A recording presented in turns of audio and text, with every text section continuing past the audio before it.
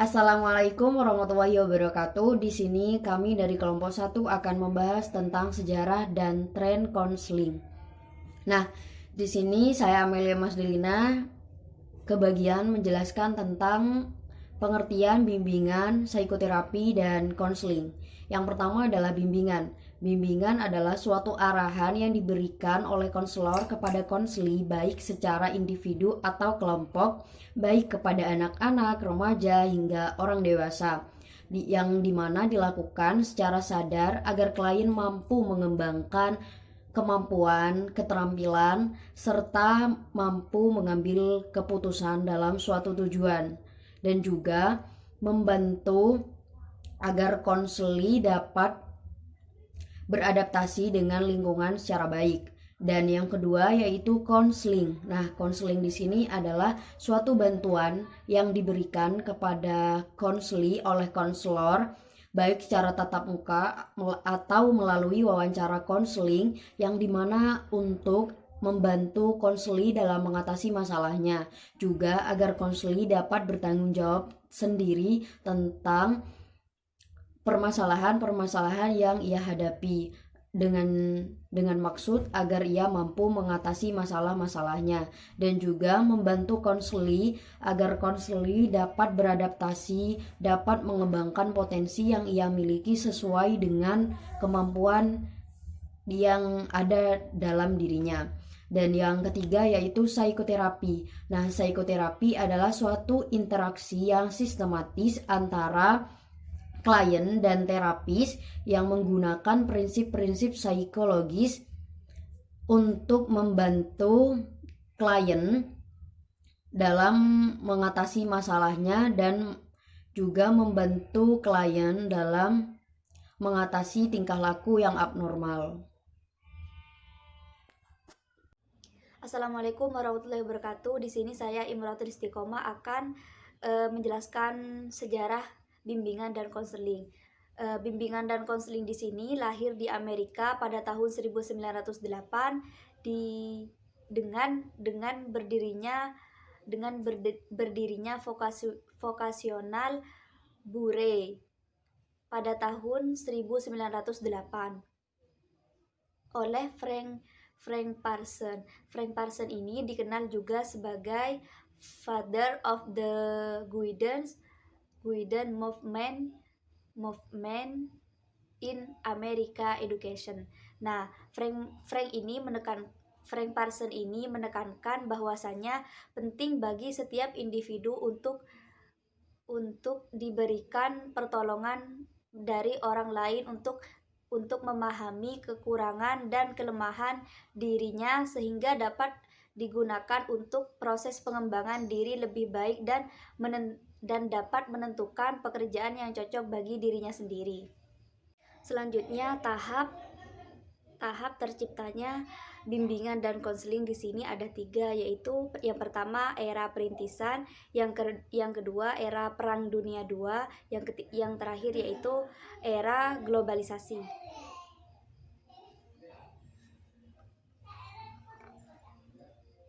Mengorganisasikan lembaga kecil dan independen yang didamai Bastem Vokasional Bure untuk memenuhi kebutuhan informasi dan pelatihan anak muda dan juga melatih guru untuk mengadakan kegiatan saling tanya atau bisa disebut wawancara untuk membicarakan masalah pekerjaan dengan cara face to face, tatap muka, juga memberi nasihat kepada murid jika itu di kalangan pendidikan dan anak muda di masyarakat. Era ini lebih dikerahkan untuk bimbingan karir.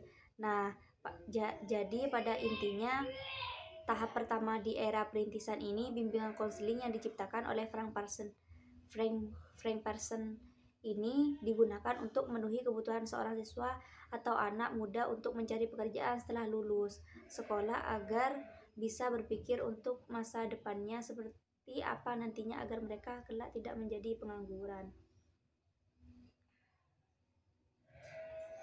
Nah, di era perintisan ini dari 1908 sampai 1913. Nah, di era perintisan ini siswa ini loh loh loh loh loh. Nah, yang pertama ini era perintisan. Era perintisan ini dimulai dari tahun 1908 sampai 1913. Nah, di era perintisan ini pada tahun 1908 ini Frank Parson mengorganisasikan lembaga kecil dan independen yang dinamai Boston Vocational Bureau. Nah, di sini tujuannya untuk memenuhi kebutuhan informasi dan pelatihan anak muda, dan juga melatih guru untuk mengadakan kegiatan saling tanya atau bisa juga disebut wawancara untuk membicarakan masalah pekerjaan dengan cara face to face. Nah, di sini pada tahun perintisan ini ditekankan di bidang karirnya. Mengapa? Karena nanti pada saat siswa lulus sekolah, mereka tidak pengangguran. Mereka sudah punya angan-angan di saat mereka sekolah, angan-angan bagaimana mereka ke depannya. Yang kedua di sini, Perang Dunia I. Perang Dunia I ini dimulai dari 1914 sampai 1934. Nah, ketika Amerika Serikat memasuki Perang Dunia I, nah pihak militer mencari peranti yang bisa mengukur dan mengklasifikasikan para wajib militer untuk membuat sebuah tim. Tim di sini ditugaskan untuk membentuk kelompok untuk menjalani tes yang dinamakan Army Alpha Test. Nah, Army Alpha Test di sini adalah sebuah tes kecerdasan. Tes kecerdasan yang diciptakan oleh Alfred Binet dan Theodore Simon. Nah, hal ini dikenal oleh dan hal tersebut dikenalkan oleh Lewis M. Dan tes kecerdasan di sini dicoba di sekolah-sekolah dan hasilnya menjadi populer di kalangan sekolah termasuk SD dan SMA juga. Selanjutnya, era yang terakhir yaitu era globalisasi. Era globalisasi di sini dimulai dari 1980 sampai saat ini, sampai sekarang. Nah, di era globalisasi di sini tahun 1981 dibentuk CAC-REP. Nah, di sini yaitu definisi atau pengakreditasian ACA. Nah, di sini hal ini dibentuk untuk mengembangkan secara khusus pengimplementasian dan perangkat standar bagi penyiapan tingkat kelulusan program pendidikan. Nah, di sini dengan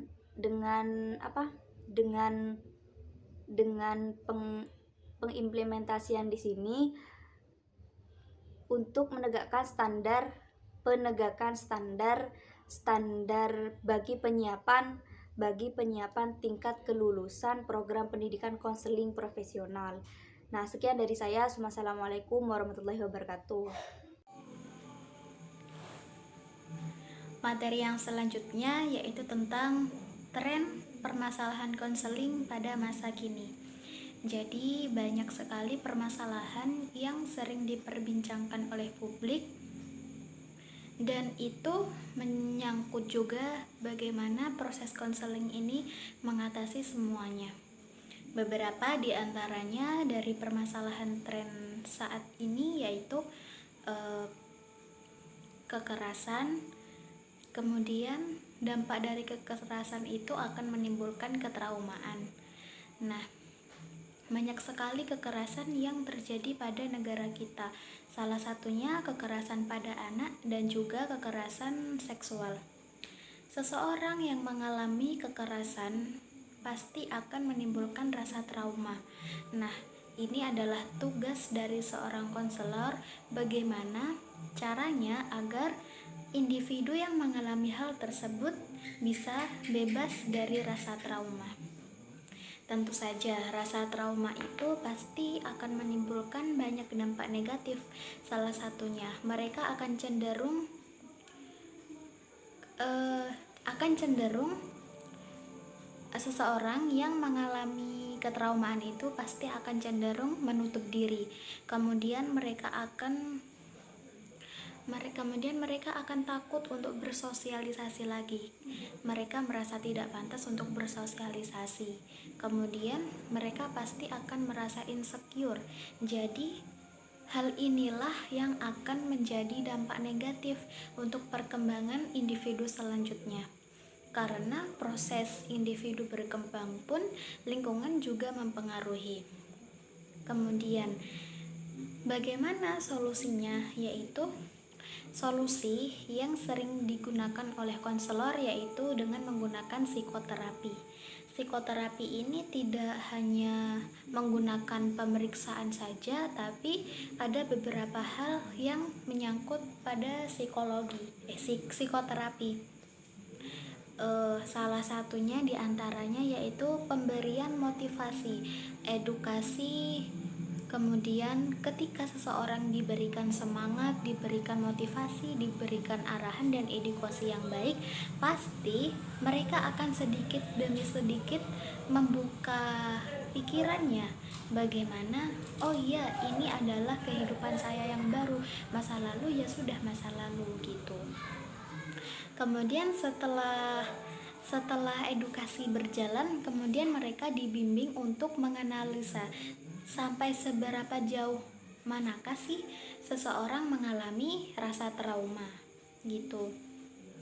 Jadi ketika seseorang sudah berhasil untuk diajari oleh konselor bagaimana cara menganalisa dalam teori psikoterapinya, jadi mereka akan tahu, oh ini adalah jalan saya untuk bebas dari rasa trauma gitu. Permasalahan yang sering diperbincangkan oleh publik selain kekerasan dan juga rasa trauma yaitu tentang ketidakpedulian terhadap keadilan sosial. Nah, jadi begini, orang yang ada di Indonesia ini pasti berada di garis tertinggi atau bisa disebut sebagai istilahnya mampu. Mereka mampu dalam berbagai hal. Dan seseorang yang tidak mampu atau bisa disebut sebagai kaum rendahan, pasti mereka akan merasa kok keadilan tidak berpihak pada semua orang, kok hanya kepada status yang mampu saja. Nah, rasa inilah yang menjadi PR untuk konselor, bagaimana sih seseorang biar mampu untuk merasa bahwa mereka dipedulikan, mereka diberikan keadilan, karena sebuah keadilan sosial itu bukan hanya untuk seseorang yang merasa mampu saja, tapi untuk semua individu yang ada di negara kita. Karena sebuah keadilan itu bukan merupakan kewajiban, tapi merupakan sebuah hak dari semua individu. Jadi mereka ketika membicarakan sebuah keadilan, pasti mereka itu merupakan hal yang wajar karena itu merupakan hak mereka gitu. Kemudian bagaimana solusinya? Yaitu solusinya adalah bagaimana sih kita memberikan edukasi dan juga motivasi agar mereka tidak merasa pesimis bahwa mereka itu dipedulikan, karena keadilan sosial itu berguna untuk semua anggota negara Republik Indonesia. Kemudian permasalahan yang selanjutnya yaitu tentang identitas diri. Nah, seseorang yang introvert atau biasa disebut sebagai seseorang yang penutup, tidak berbaur dengan lingkungan sekitarnya, pasti mereka akan dilupakan oleh lingkungan itu. Identitas mereka pasti akan dilupakan. Jadi identitas diri itu penting, karena identitas diri itu juga berpengaruh terhadap diri kita sendiri. Ketika kita tidak bersosialisasi misalnya, maka identitas kita pasti akan sedikit demi sedikit terkubur gitu. Jadi mudah untuk dilupakan. Nah, bagaimana sih caranya agar kita itu bisa terus mempertahankan identitas diri kita? Ya kita harus tetap untuk bersosialisasi. Bagaimana sih perkembangan lingkungan? Karena lingkungan itu terus berkembang, tidak akan mengikuti kita, tapi kita yang mengikuti lingkungan. Jadi lingkungan itu terus berkembang. Bagaimana individu itu mampu untuk mengambil dampak negatif ataupun dampak positifnya dari perkembangan lingkungan tadi. Karena setiap perkembangan lingkungan itu pasti ada dua dampak tersebut. Seseorang yang mampu untuk mengambil dampak positif, maka mereka berhasil mengikuti perkembangan lingkungannya. Nah, berarti mereka juga mampu untuk mempertahankan identitas dirinya. Kemudian, masalah yang terakhir biasanya adalah tentang perkembangan teknologi. Jadi, teknologi apalagi di masa pandemi seperti ini pasti banyak digunakan oleh seseorang. Banyak kalangan. Dari mahasiswa, dari seorang guru, dosen, dan juga siswa. Nah, seseorang yang belum mengetahui teknologi perkembangannya pasti mereka akan merasa kesulitan. Nah, pasti di sini peran konselor yaitu memberikan edukasi, memberikan layanan bagaimana sih caranya agar mereka mampu mengembangkan teknologi di masa seperti ini, karena teknologi ini sangat penting. Contohnya seperti seseorang belum bisa menggunakan teknologi, apalagi ruangan belajar mereka tersedia di e-learning, tersedia di ruang guru. Jadi mereka pasti akan menggunakan aplikasi tersebut. Nah, bagaimana agar mereka bisa? Nah, berarti ini adalah mereka harus belajar gitu. Teknologi ini juga memberikan dampak negatif, salah satunya ketika mereka memanfaatkan kondisi seperti ini dengan hal-hal yang buruk, pasti mereka akan bersikap yang tidak baik terhadap lingkungannya, seperti mencuri atau membobol ATM. Nah, seperti itu kan bisa dicari ke perkembangan teknologi. Jadi tren-tren permasalahan yang terjadi pada era seperti ini sangat menarik untuk diperbincangkan oleh publik, karena memang masalah-masalah seperti ini sering terjadi di negara kita. Mungkin itu saja yang bisa saya sampaikan. Kurang lebihnya mohon maaf. Assalamualaikum warahmatullahi wabarakatuh.